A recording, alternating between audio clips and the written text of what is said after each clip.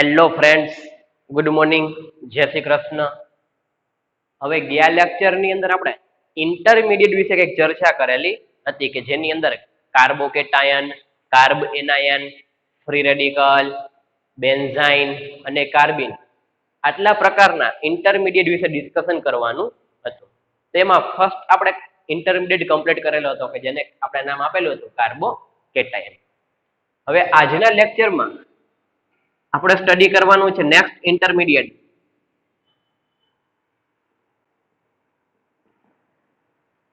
Carb anion.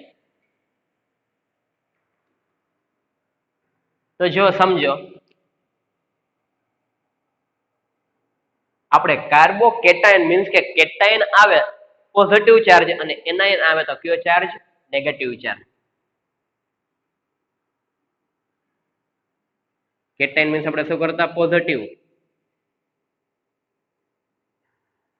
અને anion આવે તો કયો ચાર્જ? Negative charge. તો આમાં કઈ વસ્તુ આવેલી છે? એનાયન. તો વાસ્તવિક છે કે એવા પ્રકારનો કાર્બન કે જેના ઉપર કયો ચાર્જ હશે? નેગેટિવ ચાર્જ હશે એને શું કહેવામાં આવે છે? Carb anion. એવા પ્રકારનો કાર્બન કે જેના ઉપર પોઝિટિવ ચાર્જ હોય તેને શું કહીએ છીએ? Carb cation. ખ્યાલ આવી ગયો? તો ચાલો જોઈએ હવે.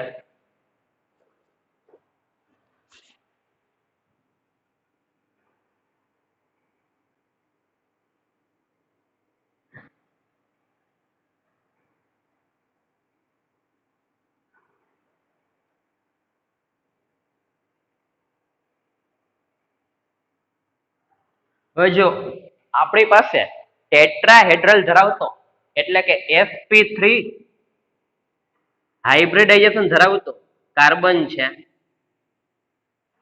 કે જેને આપણે કેના સ્વરૂપમાં દર્શાવેલું છે? Veg dash formula. આપણે ખ્યાલ જ છે વેજ ડેશ ફોર્મ્યુલા મીન્સ કે A અને B સેમ પ્લેનમાં હશે, C અને D માંથી એક વેલેન્સી એવી હશે કે જે આપણી સાઈડ હશે અને બીજી વેલેન્સી એવી હશે કે જે આપણાથી દૂર હશે, મીન્સ કે બેક સાઈડ હશે.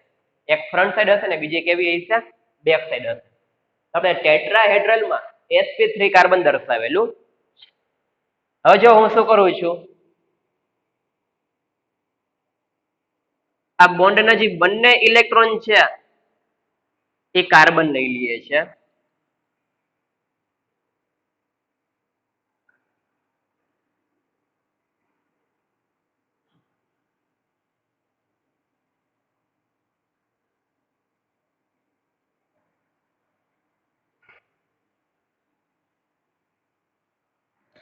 કાર્બનની ફર્સ્ટ કાર્બનની 4f4 વેલેન્સી કેવી હતી? કમ્પ્લીટ હતી. હવે શું કરેલું છે? કાર્બને બોન્ડના બંને ઇલેક્ટ્રોન શું કર્યા છે? એક્સેપ્ટ કરી લીધા છે. મીન્સ કે કાર્બનની એક એવી ઓર્બિટલ હશે કે જે ઓર્બિટલ્સની અંદર બે લોન પેર ઓફ ઇલેક્ટ્રોન હશે કે એને એકઈ જગ્યાએ બોન્ડ ફોર્મેશનમાં પાર્ટનરશિપ કરેલી હશે નહીં. તો હવે જો કાર્બન ઉપર સેમ ટુ સેમ કયા પ્રકારનું હાઇબ્રિડાઇઝેશન થશે? આમાં ચર્ચા કરી આપણે. હાઇબ્રિડાઇઝેશન કાર્બન ઉપર કયા પ્રકારનું થાય છે? sp3. આમાં પણ કાર્બન ઉપર સેમ થશે. હાઇબ્રિડાઇઝેશન કયા પ્રકારનું થશે? sp3. હવે આપણે આ રીતના પણ દર્શાવી શકીએ. કાર્બન છે એ કાર્બનના આ શું છે? Lone pair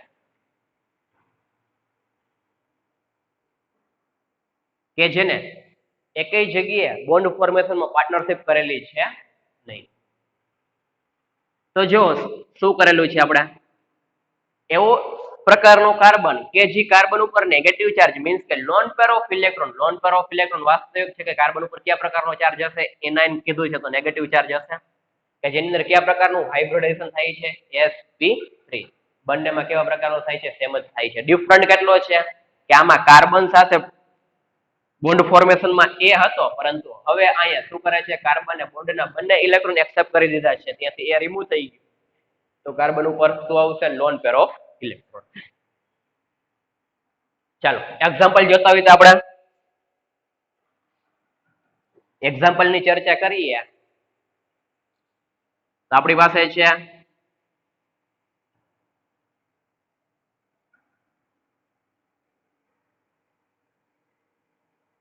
CH3- carbanion થયો. કાર્બન ઉપર નેગેટિવ ચાર્જ તો આને શું કહેશે? Methyl carbanion. Methyl carbanion. ચલો second example, CH3 CH2 minus, બે કાર્બન તો મીન્સ કે ethyl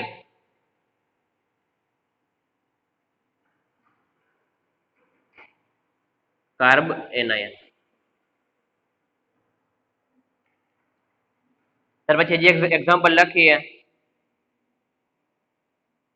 CH3 CH2 CH2 negative charge,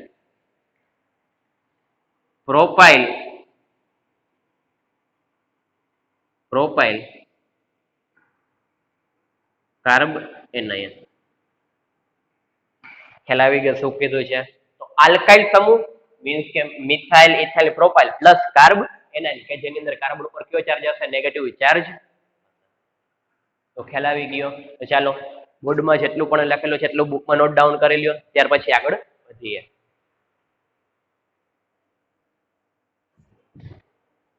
ચાલો ત્યાર પછી નેક્સ્ટ જોઈએ,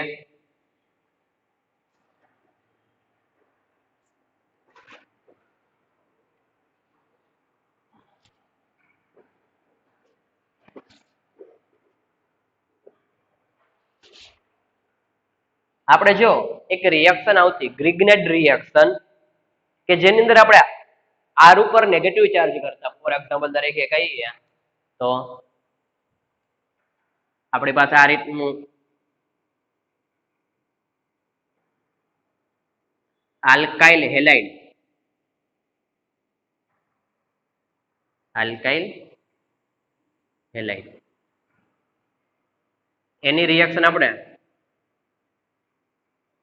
Mg ઇથર સાથે કરતા તેનું ફોર્મેશન થતું RMgX. તો જો આપણી પાસે આલ્કાઇલ ગ્રુપ મીન્સ કે આર ઉપર કયો ચાર્જ હશે? નેગેટિવ ચાર્જ, પોઝિટિવ ચાર્જ અને નેગેટિવ ચાર્જ. તો કેનું ફોર્મેશન થયું છે અહીંયા? આર ઉપર નેગેટિવ ચાર્જ મીન્સ કે કાર્બ એનાયન. તો ગ્રિગ્નાઇટ રિએક્શન દ્વારા, ગ્રિગ્નાઇટ રિએક્શન આપણી પાસે છે કે જેની અંદર આપણે આલ્કાઇલ હેલાઇડની મેગ્નેશિયમ પ્લસ ઇથર સાથે રિએક્શન કરી છે ત્યારે RMgX બને છે. એમાં આલ્કાઇલ સમૂહ ઉપર નેગેટિવ ચાર્જ છે, આપણે એને શું કહીએ છીએ? Carb anion. તો ગ્રિગ્નાઇટ રિએક્શન દ્વારા આપણે કેનું ફોર્મેશન કરી શકીએ છીએ? કાર્બ એનાયન નું ફોર્મેશન કરી શકીએ. ત્યાર પછી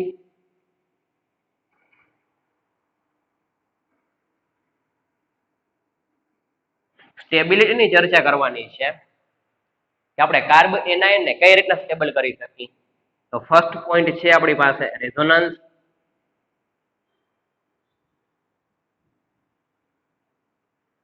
સેકન્ડ પોઈન્ટ છે આપણી પાસે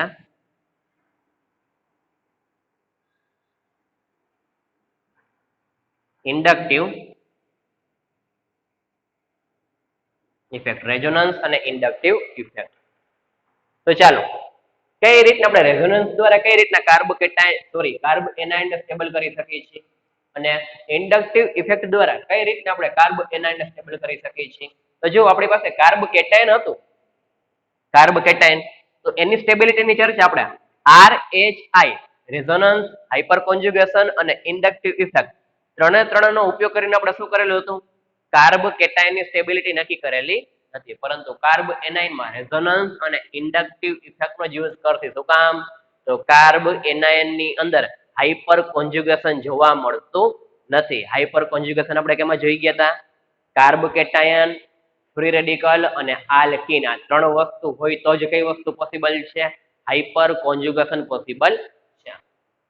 કાર્બ એનાયનમાં હાઇપર કોન્જ્યુગેશન પોસિબલ નથી, એટલા માટે આપણે સ્ટેબિલિટીની ચર્ચા કાં તો રેઝોનન્સ દ્વારા કરશે કાં તો ઇન્ડક્ટિવ ઇફેક્ટ દ્વારા.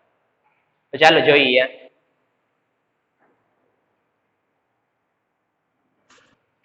ફર્સ્ટ જોઈએ રેઝોનન્સ દ્વારા.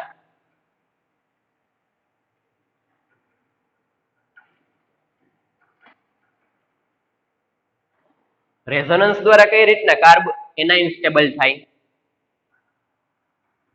તો ફોર એક્ઝામ્પલ તરીકે લખીએ આપણે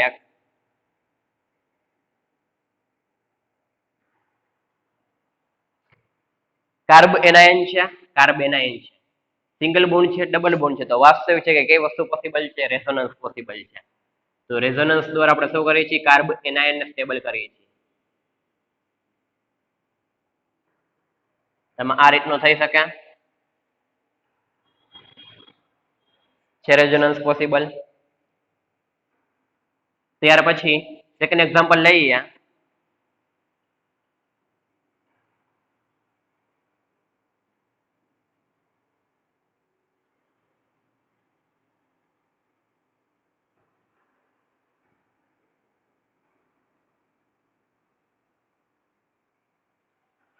છે resonance possible, double bond, single bond, negative charge. તો આમાં પણ શું થશે?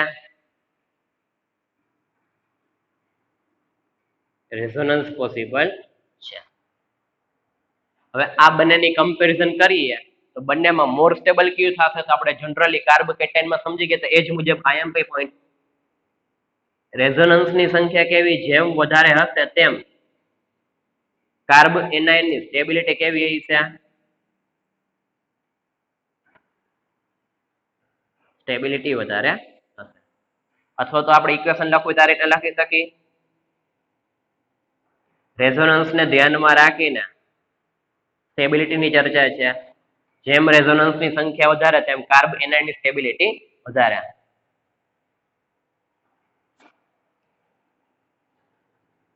રેઝોનન્સને ધ્યાનમાં રાખીને આપણે લખેલું છે.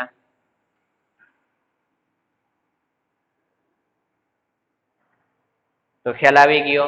તો સ્ટેબિલિટીની ચર્ચા આપણે રેઝોનન્સને ધ્યાનમાં રાખીને કરેલી છે કે જેમ રેઝોનન્સની સંખ્યા વધશે તેમ કાર્બ એનાયનની સ્ટેબિલિટી કેવી થશે? વધશે. એટલા માટે બંને કેવા છે એકબીજાના ડાયરેક્ટ પ્રોપોર્શનલમાં છે. R means resonance. તો ચાલો નોટ ડાઉન કરી લ્યો. ત્યાર પછી આગળ વધીએ ઇન્ડક્ટિવ ઇફેક્ટમાં.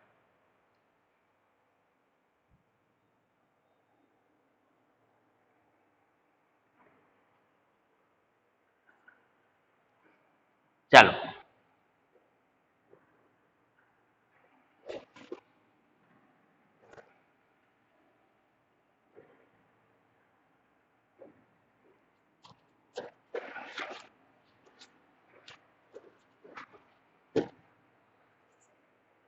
સેકન્ડ જોઈએ ઇન્ડક્ટિવ ઇફેક્ટ.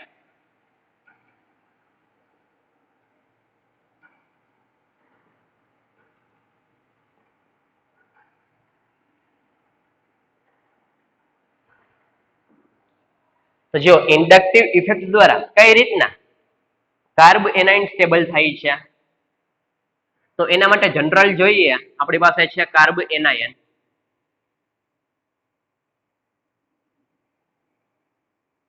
કાર્બ એનાયનની સ્ટેબિલિટીની ચર્ચા કરવાની હોય તો જો ઇલેક્ટ્રોન ડોનેટિંગ ગ્રુપ હશે, ઇલેક્ટ્રોન દાન કરતા હશે તો નેગેટિવ, અને ઉપરથી વળી પાછું કેનો ફ્લો આવે છે? ઇલેક્ટ્રોનનો. મીન્સ કે બંને વચ્ચે શું થાય? રિપલ્ઝન થાય. તો ઇલેક્ટ્રોન ડોનેટિંગ ગ્રુપ નહીં પરંતુ ઇલેક્ટ્રોન વિથડ્રોઈંગ ગ્રુપ. વિથડ્રોઈંગ ગ્રુપ હશે અહીંયા ઇલેક્ટ્રોન વિથડ્રોઈંગ ગ્રુપ. મીન્સ કે ઇલેક્ટ્રોનનો ફ્લો કઈ સાઈડ હશે? અપ સાઈડ હશે. તો એ શું કરશે?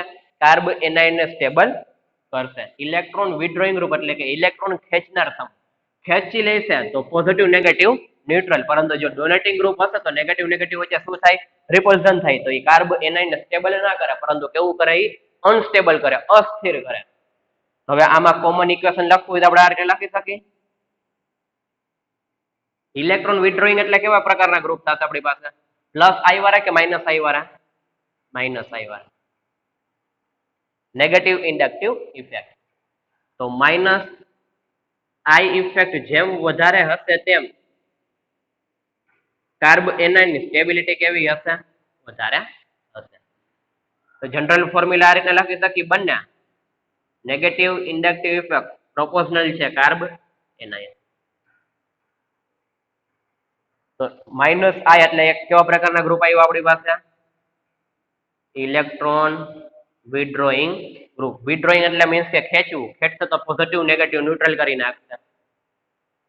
તો ઇન્ડક્ટિવ ઇફેક્ટ ને ધ્યાનમાં રાખીને માઇનસ આઈ નેગેટિવ ઇન્ડક્ટિવ પ્રોપોર્શનલ છે કે ના કાર્બ એનાયન. ખ્યાલ આવી ગયો. તો ચાલો લખી લો. ત્યાર પછી આગળ વધીએ.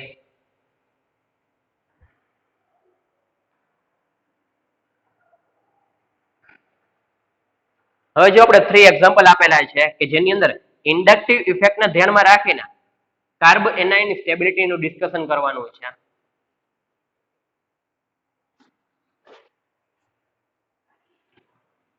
ફર્સ્ટ એક્ઝામ્પલ આપણે આપેલું છે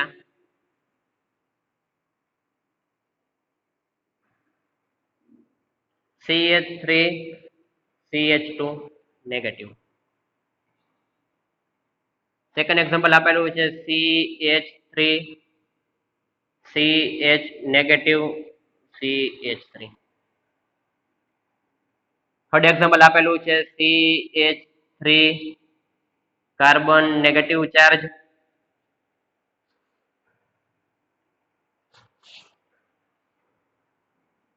CH3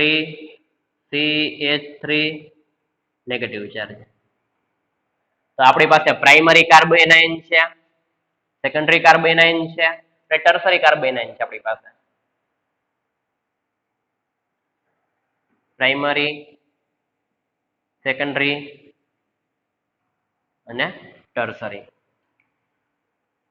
શું કામ પ્રાઇમરી? તો કાર્બ એનાઇન છે બીજા એક કાર્બન સાથે, કાર્બ એનાઇન છે બીજા બે કાર્બન સાથે, કાર્બ એનાઇન છે બીજા 3 કાર્બન સાથે. પ્રાઇમરી, સેકન્ડરી અને ટર્સરી કાર્બ એનાઇન છે. કાર્બ એનાઇન આપ્યું છે ઇન્ડક્ટિવ ઇફેક્ટને ધ્યાનમાં રાખીને, મીન્સ કે અહીંયા આપણી પાસે કયા સમૂહ છે? આલ્કાઇલ સમૂહ છે. અહીંયા કયા સમૂહ છે? આલ્કાઇલ સમૂહ છે. અહીંયા કયા સમૂહ છે આપણી પાસે? આલ્કાઇલ સમૂહ, આલ્કાઇલ સમૂહ અને આલ્કાઇલ સમૂહ. મીન્સ કે કઈ ઇફેક્ટ દર્શાવે છે? પ્લસ આઈ પ્લસ આઈ પ્લસ આઈ. આ ત્રણ કઈ ઇફેક્ટ શો કરશે? પ્લસ આઈ અને પ્લસ આઈ. તો જો કાર્બ એનાઇન છે એ કાર્બ એનાઇન હમણાં જોઈ ગયા આપણે equation minus I proportional to carbanion. Carbanion ને સ્ટેબલ કોણ કરશે? માઇનસ આઈ વાળા ગ્રુપ. તો કાર્બ એનાઇન ને અનસ્ટેબલ કોણ કરે? તો પ્લસ આઈ વાળા ગ્રુપ કરે. ઇલેક્ટ્રોન વિડ્રોઈંગ ગ્રુપ છે, ઇલેક્ટ્રોન વિડ્રોઈંગ ગ્રુપ એ કાર્બ કેટાઇન ને કેવું, કાર્બ એનાઇન ને કેવું કરે છે? એ સ્ટેબલ કરે છે. પરંતુ પોઝિટિવ પ્લસ આઈ વાળા ગ્રુપ હશે એ કાર્બ એનાઇન ને કેવું કરશે? અનસ્ટેબલ કરશે. તો પોઝિટિવ વાળા માટે આપણે આ રીતનું બીજું ઇક્વેશન દર્શાવી શકીએ plus I inversely proportional to carbanion. જેમ પ્લસ આ ઇફેક્ટ વધારે હશે તેમ કાર્બ એનાઇન ની સ્ટેબિલિટી કેવી હશે? ઓછી હશે. લોજિકલી છે જ આપણી પાસે. જો માઇનસ ના સમ પ્રમાણમાં હોય તો પ્લસ ના કેવું હોય? વ્યસ્ત પ્રમાણમાં જોઈ, ઇન્વર્સ પ્રોપોર્શનલ ટુ જોઈ. તો આનો ઓર્ડર લખીએ આપણે. આલ્કાઇલ ગ્રુપ છે પ્લસ આ ઇફેક્ટ જેમ વધારે હશે તેમ કાર્બ એનાઇન ની સ્ટેબિલિટી કેવી હશે? ઓછી હશે. તો મોર સ્ટેબલ કાર્બ એનાઇન આપણી પાસે કયો થશે? Primary, secondary, tertiary. More stable carbanion primary. શું કામ? પ્રાઇમરીમાં પ્લસ આ ઇફેક્ટ સેકન્ડરી અને ટર્સરી કરતા કેવી છે? ઓછી છે. આ ઓર્ડર આપણા માટે કેના માટે છે? કાર્બ એનાઇન માટે. કાર્બ કેટાઇન માટે યાદ કરો. કાર્બ કેટાઇન માટે ઓર્ડર આપણી પાસે કયો હતો? આ જ એક્ઝામ્પલ લીધું હતું, પરંતુ નેગેટિવ ની ચાર્જ ની જગ્યાએ કયો ચાર્જ હતો? પોઝિટિવ ચાર્જ હતો. એના માટે કયો ઓર્ડર હતો? ટર્સરી, સેકન્ડરી અને પ્રાઇમરી. કેના માટે હતો? કાર્બો કેટાઇન માટે. શું કામ? તો કાર્બ એનાઇન માટે આપણે માઇનસ આ ઇફેક્ટ જોવાની હોય, કાર્બ કેટાઇન માટે પ્લસ આ ઇફેક્ટ જોવાની હોય. જેમ પ્લસ આ ઇફેક્ટ વધારે એમ કાર્બ કેટાઇન ની સ્ટેબિલિટી વધારે. તેમ આપણે શું કરેલું હતું? 3 2 1. કાર્બ એનાઇન છે તો 1 2 ખ્યાલ આવી ગયો. તો આપણે સ્ટેબિલિટી ની ચર્ચા કરેલી છે. તો ફર્સ્ટ આપણી પાસે શું હતું? કાર્બ એનાઇન હતું. તો કાર્બ એનાઇન માં આપણે શું કરેલું હતું? ટેટ્રાહેડ્રલ કાર્બન મીન્સ કે sp3 ધરાવતો કાર્બન હતો કે જેની અંદરથી બોન્ડના બંને ઇલેક્ટ્રોન એક્સેપ્ટ કરી લે છે કાર્બન. એટલે કે એની એક ઓર્બિટલ એવી હશે કે જેની અંદર લોન પેર ઓફ ઇલેક્ટ્રોન આવેલા હશે ને બાકીની 3 શું હશે? એની પાસે વેલેન્સી કમ્પ્લીટ હશે. ત્યાર પછી આપણે જોયું કે ગ્રિગ્નેટ રિએક્શન કે જેની અંદર આપણે કેનું ફોર્મેશન કરી શકીએ છીએ? કાર્બ એનાઇન નું ફોર્મેશન કરી શકીએ છીએ. ત્યાર પછી સ્ટેબિલિટી ની ચર્ચા કરેલી છે. તો રેઝોનન્સ દ્વારા કરી શકીએ, ઇન્ડક્ટિવ ઇફેક્ટ દ્વારા કરી શકીએ. તો આના દ્વારા આપણે ડન કરી શકીએ, રેઝોનન્સ દ્વારા, ઇન્ડક્ટિવ ઇફેક્ટ દ્વારા કરી શકીએ.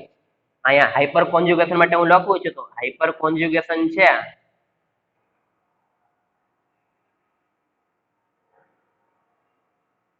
એના દ્વારા આપણે કાર્બ એનાઇન ની સ્ટેબિલિટી ની ચર્ચા કરી શકીએ નહીં. શું કામ? તો હાઇપર કોન્જ્યુગેશન કાર્બ એનાઇન માં જોવા મળતું તો કઈ રીતના રેઝોનન્સ દ્વારા ને કઈ રીતના ઇન્ડક્ટિવ ઇફેક્ટ દ્વારા આપણે કાર્બ એનાઇન ને સ્ટેબિલિટી કરી શકીએ એનું ડિસ્કશન કરી ગયા. તો ચાલો લખી લ્યો એક્ઝામ્પલ, ત્યાર પછી આગળ વધીએ.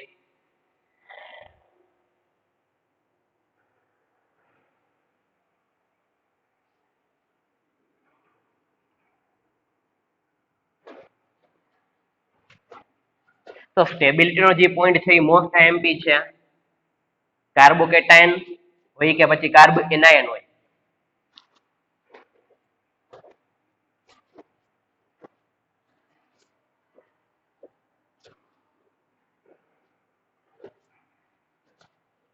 તો જો આપણી પાસે સ્ટેબિલિટી માટે પોઈન્ટ હતા.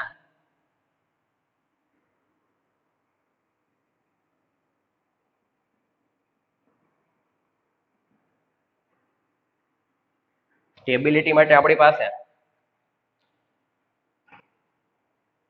રેઝોનન્સ હતું અને બીજું ઇન્ડક્ટિવ ઇફેક્ટ. તો જોઈએ તો જેમ રેઝોનન્સની સંખ્યા વધારે તેમ કાર્બ એનાઇનની સ્ટેબિલિટી કેવી થાય? વધારે થાય. એટલે એવું કહી શકીએ રેઝોનન્સ છે સમપ્રમાણમાં છે કાર્બ એનાઇનમાં.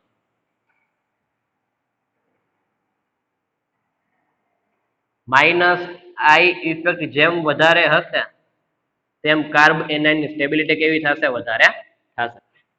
તો માઇનસ આઈ ઇફેક્ટ છે એ સમપ્રમાણમાં હશે કાર્બ એનાઇન. આમાં જ પ્લસ આ ઇફેક્ટ નું લખવું હોય તો પ્લસ આ ઇફેક્ટ જેમ વધશે તેમ કાર્બ એનાઇનની સ્ટેબિલિટી કેવી થશે? ઘટશે. શું કામ? ઇલેક્ટ્રોન ડોનેટિંગ ગ્રુપ છે, ઇલેક્ટ્રોન ડોનેટ કરે છે, પ્લસ કાર્બન ઉપર કયો ચાર્જ છે? નેગેટિવ. તો બંને વચ્ચે શું થાય? રિપલ્ઝન થાય. રિપલ્ઝન થાય તો વાસ્તવિક છે કે કેવું થાય? અનસ્ટેબલ થાય. આ સ્ટેબલ કરે, આ બંને કેવું કરે? અનસ્ટેબલ કરે. આમ આપણે આ રીતે લખી શકીએ plus I inversely proportional to carbanion. જેમ પ્લસ આ ઇફેક્ટ વધશે તેમ કાર્બ એનાઇનની સ્ટેબિલિટી કેવી થશે? ડાઉન થશે. તો ખાસ આઈએમપી 3 ને 3 પોઈન્ટ.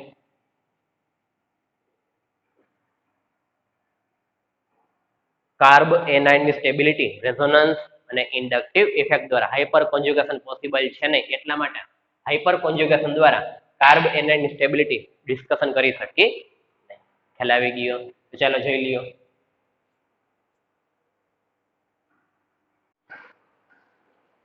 ચાલો ત્યાર પછી નેક્સ્ટ.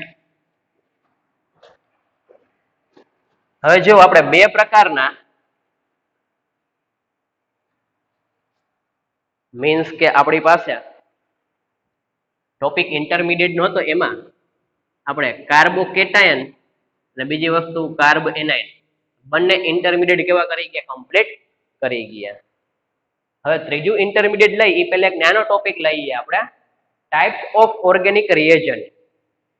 ઇન્ટરમીડિયેટ ની સાથે એક નાનો ટોપિક છે તે જોઈએ આપણે, types of organic reagent.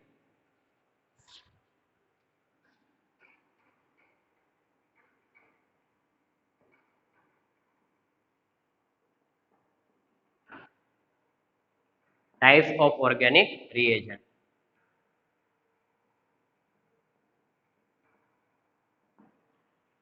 Types of organic reagent. આપણી પાસે બે પ્રકારના reagent છે. ફર્સ્ટ છે ઇલેક્ટ્રોફાઇલ અને સેકન્ડ છે ન્યુક્લિયોફાઇલ. ઇલેક્ટ્રોફાઇલ છે મીન્સ કે એના ઉપર કયો ચાર્જ છે? પોઝિટિવ ચાર્જ છે. અને ન્યુક્લિયોફાઇલ છે એના ઉપર કયો ચાર્જ છે? નેગેટિવ ચાર્જ છે. તો વાસ્તવિક છે કે જેના ઉપર પોઝિટિવ ચાર્જ હોય હંમેશા શું કરતા હોય? ઇલેક્ટ્રોન એક્સેપ્ટ કરતા હોય. તો ઇલેક્ટ્રોફાઇલ હશે એ શું કરશે? ઇલેક્ટ્રોન એક્સેપ્ટ કરશે.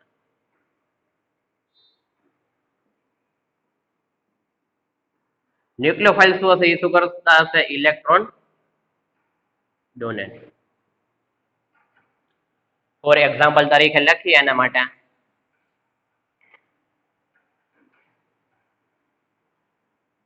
AlCl3 છે, BF3 છે, H+ છે. આ બધા કેવા છે? ઇલેક્ટ્રોન એક્સેપ્ટ કરનાર છે.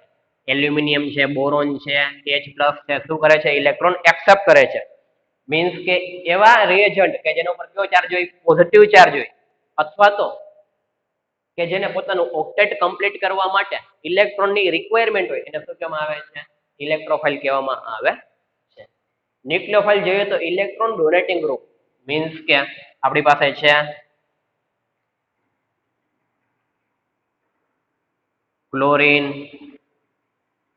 Bromine, iodine, hydroxy group. આ બધા કેવા છે? ઇલેક્ટ્રોન ડોનેટિંગ ગ્રુપ છે કે જે શું કરતા હશે? ઇલેક્ટ્રોન ડોનેટ કરતા હશે. હજી એક લખવું હોય તો લખી શકીએ આપણે NH2 કે જેની અંદર નાઇટ્રોજન ઉપર શું છે? લોન પેર ઓફ ઇલેક્ટ્રોન છે કે જે શું કરતા હશે? ડોનેટ કરતા હશે.